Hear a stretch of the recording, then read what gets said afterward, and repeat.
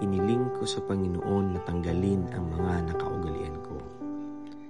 Pero sabi ng Panginoon, hindi, sapagkat nasa sayo ang pagsuko ng mga nakaugalian mo.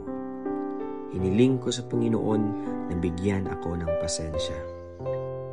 Ang sabi ng Panginoon, hindi, sapagkat ang pagpapasensya ay produkto ng pagpipighati, hindi ito binibigay, ito ay pinaghihirapan.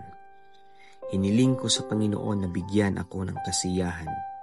Ang sabi ng Panginoon, hindi, dahil pagpapalain kita, ang pagiging masaya ay nasa sa iyo. Hiniling ko sa Panginoon na ilayo ako sa mga pagdurusa. Ang sagot ng Panginoon, hindi, sapagkat ang pagdurusa ay naglalayo sa iyo sa makamundong hiling at magdadala sa iyo palapit sa Kanya. Hiniling ko sa Panginoon na mag-grow ako spiritually. Ang sabi ng Panginoon, hindi. Kailangan mong tumubo sa sarili mo. Puputulan kita para maging masagana at magbunga ka. Hiniling ko na maging masaya sa buhay sa lahat ng bagay. Ang sabi ng Panginoon, hindi. Bibigyan kita ng buhay para maging masaya ka sa lahat ng bagay.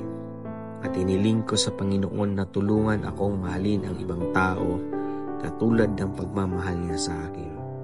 At sumagot ang Panginoon, sa wakas, naiintindihan mo na.